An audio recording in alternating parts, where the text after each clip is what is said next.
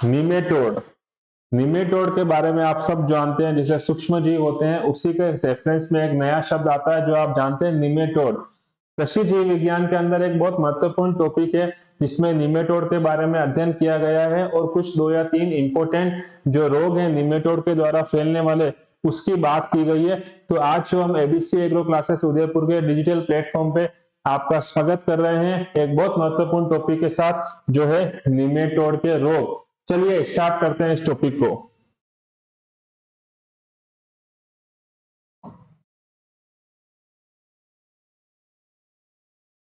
Nematode, सबसे पहले nematode की उत्पत्ति किस भाषा से हुई, निमेटोड का मतलब क्या होता है, हम उसकी बात करें तो याद रखिएगा निमेटोड शब्द की उत्पत्ति हमेशा याद रखने लायक बात है कि किस भाषा से हुई है, ग्रीक भाषा से हुई है।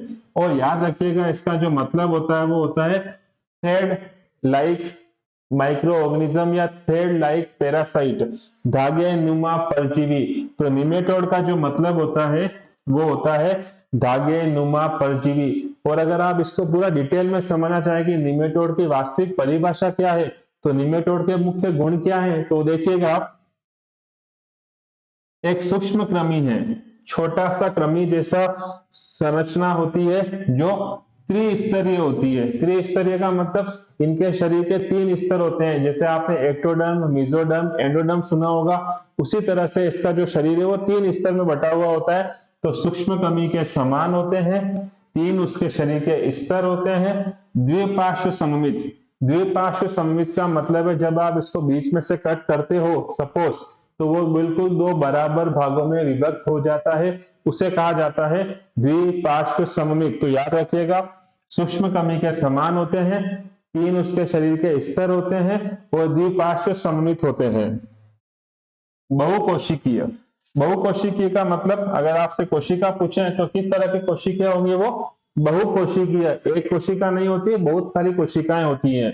खंडहीन, खंडहीन का मतलब उनका जो शरीर है, जैसे केंचुए का आपने पढ़ा होगा 100 से 120 खंड होते हैं केंचुए के शरीर में, यहाँ पे कोई खंड नहीं होता, खंडहीन होता है। फिर देखिए अकशेरुकी जंतु, ऐसा जंतु जो अकशेरुकी है और जो मृतजीवी या परजीवी के रूप में रहते हैं। तो ये पूरी परिभाषा हुई निमेटोड की। मैं वापस रिपीट कर देता हूं, सूक्ष्म कृमि के समान संरचना जो त्रिस्तरीय होती है, द्विपार्श्व सममित होती है, बहुकोशिकीय होती है, खंडहीन होती है, अकशेरुकी होती है और मृतजीवी या परजीवी के रूप में विद्यमान होते हैं या अपना जीवन यापन करते हैं। ये पूरी निमेटोड की परिभाषा है। और अगर आपसे निमेटोड के लक्षण पूछ लें, निमेटोड के गुण पूछ लें, तो ये सब उसके गुण हैं। सूक्ष्म कृमि के समान, त्रिस्तरीय, द्विपार्श्व सममित, बहुकोशिकीय, खंडहीन, अकशेरुकी जंतु जो अपना जीवन यापन या तो मृतजीवी के रूप में करते हैं या फिर परजीवी के रूप में करते हैं। नेक्स्ट देखिएगा, अब जो निमेटोड के बहुत इंपॉर्टेंट रोग हैं उसमें से सबसे पहला इंपॉर्टेंट रोग है गेहूं का मूलिया रोग। इसके बारे में अध्ययन करते हैं। देखिएगा भारत में इस रोग को सबसे पहले एक वैज्ञानिक थे वासुदेवा करके, उन वासुदेवा ने इसको सीकर में देखा था। अगर आपसे पूछें कि इस रोग को भारत में सबसे पहले कहाँ देखा गया था, किस वैज्ञानिक ने देखा था, तो वासुदेवा ने सबसे पहले इसको सीकर में देखा था। इस रोग के लक्षण देखिएगा, पौधे भिन्न भिन्न समूह में छोटे और बड़े दिखाई देते हैं। इसका जो प्रभाव आता है तो कुछ पौधे छोटे हो जाते हैं, तो ऑब्वियस बात है दूसरे पौधे लंबे नजर आएंगे। तो जब आप दूर से देखते हैं तो पौधे कैसे नजर आते हैं, भिन्न भिन्न समूह में छोटे और बड़े दिखाई देते हैं। पौधे बौने और पीले हो जाते हैं, पौधे आकार में साइज में छोटे हो जाते हैं और कलर उनका, रंग उनका पीला हो जाता है। जो इस रोग से प्रभावित जो जड़ें होती हैं वो पतली होती हैं और गुच्छे के रूप में नजर आती है। जड़ें इसकी पतली हो जाती हैं और गुच्छों के रूप में नजर आती हैं। जड़ों का वह स्थान जहां पर पुटी जुड़ी रहती है हल्के फूले हुए होते हैं और जड़ पे जहां पे ये निमेटोड जुड़ जाता है पुटी के रूप में, वो जो जगह होती है वो थोड़ी कैसी होती है, हल्की सी फूली हुई नजर आती है। और संक्रमण जो होता है पौधों में वो पुष्पन से पहले हो जाता है। इस रोग का जो संक्रमण होता है पौधे में फूल बनने से पहले ही हो जाता है। ये इस रोग के लक्षण है। रोग का नाम है गेहूं का मोलिया रोग, जो भारत में सर्वप्रथम वासुदेवा ने सीकर में देखा था। नेक्स्ट देखिएगा, रोगजनक कौन है? निमेटोड है, ऑब्वियस बात है, लेकिन निमेटोड का नाम क्या है? नाम है हेटेरोडेरा एविनी। याद रखिएगा आप, इस रोग का जो कारक होता है वो कौन सा है? हेटेरोडेरा एविनी। इसका रोग चक्र देखिएगा, इसका जो संक्रमण होता है, मैंने बताया पुट्टी जो जड़ पे जुड़ जाती है, तो इसका संक्रमण कहां से होता है? उन्हीं पुट्टियों से होता है।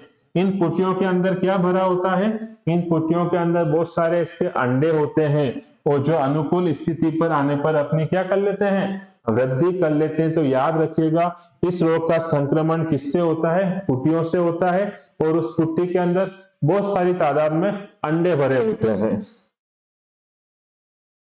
बुआई के बाद में उन अंडों से, जो अंडे हैं, बुआई के बाद उन अंडों से क्या होता है? बुआई के बाद उन अंडों से सूत्रकृमि की दूसरी अवस्था, जो पहली अवस्था होती है उसके बाद जो दूसरी अवस्था आती है, वो बुआई के बाद में इन अंडों से बाहर आ जाती है। बाहर आ जाती है और किस पे आक्रमण करती है? रूट्स, जड़ों पर आक्रमण करती है। याद रखिएगा, उसकी दूसरी अवस्था अंडों से बाहर आ जाती है और डायरेक्ट कहां पे अटैक करती है? जड़ों के ऊपर। तीसरी देखिएगा, फरवरी मार्च में जो जड़ें होती हैं उसके ऊपर जो मादा सूत्रकृमि होती है वयस्क, वो नजर आने लग जाती है वृद्धि करने के बाद। तो याद रखिएगा, इसका जो जड़ मादा होती है वो कब नजर आती है?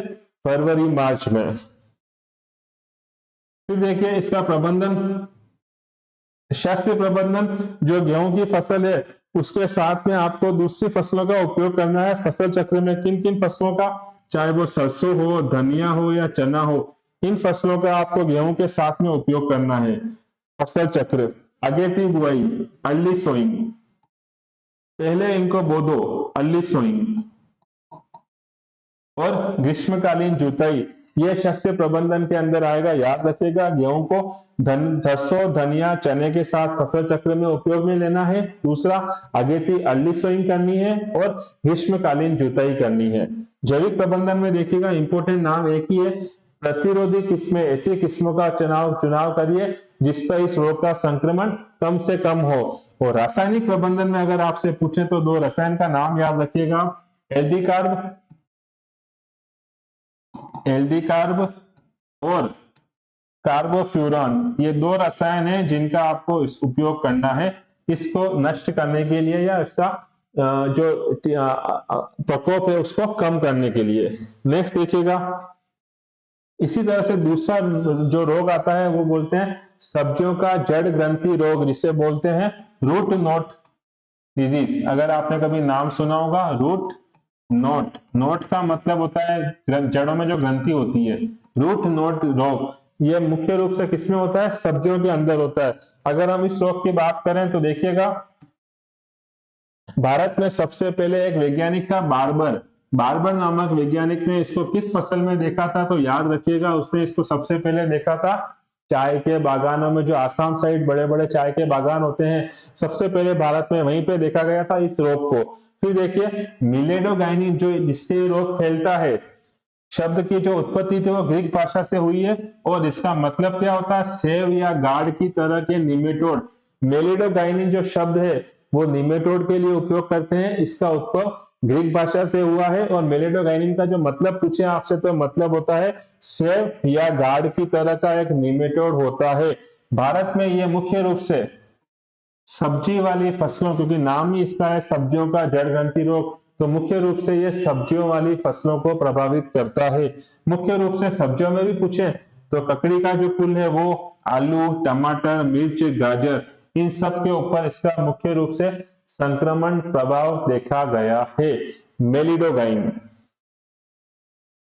रोगजनक जो हमने अभी बात करी, मेलाइडोगाइन स्पीशीज के द्वारा इस रोग का संक्रमण होता है, तो याद रखिएगा। अब देखते हैं इसके लक्षण।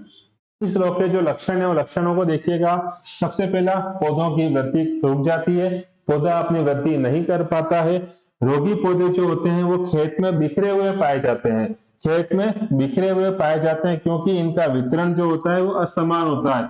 ये खेत के अंदर यहाँ यहाँ यहाँ यहाँ यहाँ इस तरह से इसके सिम्टम नजर आएंगे, पूरी फसल पे नजर नहीं आते हैं। क्यों? क्योंकि इनका जो वितरण होता है वो कैसा होता है? असमान होता है, पूरे खेत में समान रूप से नहीं होता है।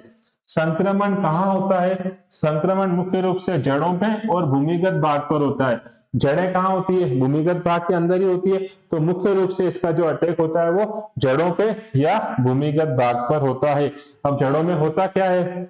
जड़ों में गांठें बन जाती है, नोट गांठें बन जाती हैं, और गांठ वाले भाग में नाइट्रोजन और पोटाश की मात्रा अधिक हो जाती है, इससे वो फूल जाते हैं। याद रखिएगा, ये इस रोग के प्रमुख लक्षण है, मेलिडोगाइनिन के द्वारा होने वाला रोग। फिर देखिए, जो अंडे होते हैं, उन अंडों में भ्रूण के निर्माण के बाद डिंबक का निर्माण होता है। जैसे अंडा लार्वा प्यूपा होती है, उसी तरह से इसमें अंडों में भ्रूण बनता है। भ्रूण के बाद उससे किसका निर्माण होता है? डिंबक का निर्माण होता है। अब देखिए, प्रथम जो निर्मोचन है, निर्मोचन आप जानते हैं एक अवस्था से दूसरी अवस्था में परिवर्तित होना आपको पता है। तो प्रथम जो निर्मोचन होता है वो कहाँ हो जाता है? अंडे के अंदर ही हो जाता है। उसके बाद में जो डिंबक होता है उसकी दूसरी अवस्था बनती है। तो याद रखिएगा, इसमें पहला निर्मोचन कहाँ हो रहा है? अंडे के अंदर ही हो रहा है। फिर देखिए, ये कैसे होते हैं? ये बेलनाकार होते हैं, ये छोटे होते हैं, ये रंगहीन होते हैं, तथा इनकी जो पूंछ होती है वो पीछे की तरफ मुड़ी हुई होती है। याद रखिएगा, मेलिडोगाइनिन का जो निमेटोड होता है वो बेलनाकार होता है, छोटा होता है, रंगहीन होता है, और इसकी पूंछ पीछे की तरफ मुड़ी हुई होती है। अब देखिए, जब ये जड़ों के संपर्क में आता है तो जड़ों के संपर्क में आकर ये नई पुटियों का निर्माण करता है। पुटी आप जानते हैं जिससे संक्रमण होता है। तब जैसे ही जड़ के संपर्क में आया, वहां पर ये नई पुटियों का निर्माण करेगा, जिससे क्या होता है? नए आगे और डिंबक बनते हैं, जो आगे और संक्रमण को फैलाते हैं। याद रखिएगा आप। नेक्स्ट देखिए, शस्य प्रबंधन करते हैं जब इसका, तो इसमें आपको फसल चक्र का उपयोग करना है। फसलों में आपको ज्वार, बाजरा, रिचका आदि का उपयोग करना चाहिए। जो संक्रमित पौधे हैं उसको अवशेष को भी जला देना चाहिए। आपको ग्रीष्मकालीन जुताई करी जानी चाहिए, और जो रोपण सामग्री है जिसके द्वारा आप रोपण करोगे, उस सामग्री को हॉट वाटर ट्रीटमेंट, गर्म जल से ट्रीट करना चाहिए। जैविक प्रबंधन में प्रतिरोधी किस्मों का उपयोग करिए, जिससे इस रोग का प्रभाव कम से कम हो। और अगर आप रासायनिक प्रबंधन देखें तो इसमें एल्डी कार्ब या कार्बोफ्यूरन का उपयोग आप कर सकते हैं रासायनिक नियंत्रण के तौर पर। नेक्स्ट देखिएगा, एक इंपॉर्टेंट रोग आता है जिसे ईयर कोकल रोग बोलते हैं। ईयर कोकल, अगर आपने कभी नाम सुना होगा, ईयर कोकल। इसे गेहूं का सेहू एवं टुंडू रोग भी कहा जाता है। सर्वप्रथम इस रोग को इंग्लैंड के एक वैज्ञानिक थे, नीधम, उन्होंने 1743 में इस रोग को देखा था। इंग्लैंड के वैज्ञानिक नीधम ने इसको 1743 में देखा था। अब देखिए, भारत में इस रोग को सर्वप्रथम पंजाब में देखा गया 1919 ईस्वी के अंदर। लक्षण देखिएगा इस रोग के। पहला, इस रोग के जो लक्षण होते हैं वो तने पे, पत्ती पे और पुष्प पे, तीनों पे नजर आते हैं। तने, पत्ती और पुष्प पर नजर आते हैं। इसका जो पौधा होता है वो बौना रह जाता है, वृद्धि कम होती है, और पत्तियां जो होती है वो मुड़ जाती है और रिंकल हो जाती है, झुर्रीदार पत्तियां हो जाती हैं। संक्रमित जो बालियां होती है वो लंबे समय तक हरी बनी रहती है, और आपको इस रोग का प्रकोप का एग्जैक्ट आइडिया नहीं लग पाता है। तो ये इस रोग के लक्षण है। तने, पत्ती और पुष्प तीनों पे नजर आते हैं, पौधा बौना रह जाता है, पत्तियां मुड़ जाती हैं, रिंकल हो जाते हैं, और संक्रमित बालियां जो होती है वो लंबे समय तक हरी बनी रहती हैं।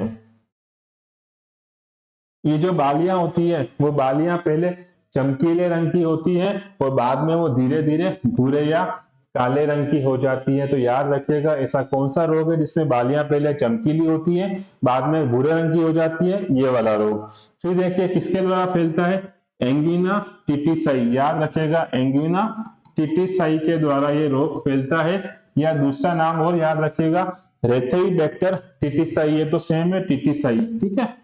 रेथेइबैक्टर टिटिसाई, एंगुइना टिटिसाई, इनके द्वारा ये रोग फैलता है, जिसे हम सेहू या टुंडू रोग बोलते हैं। प्रबंधन की जब हम बात करते हैं तो इसमें 2 से 3 साल का आपको फसल चक्र अपनाना चाहिए, जिससे उसके पुटी या जो भी अवस्थाएं हैं संक्रमित वाली वो नष्ट हो जाए। दूसरा, इसका अवशेष जला देना चाहिए। अर्ली सोइंग आपको करनी चाहिए। जो बीज होता है जिसका आप उपयोग करने जा रहे हो उस बीज को हॉट वाटर ट्रीटमेंट से उपचारित करना चाहिए। जैविक प्रबंधन में प्रतिरोधी किस्मों का उपयोग करना चाहिए और रासायनिक प्रबंधन में नेमफोस या जीनोफोस का उपयोग करना चाहिए।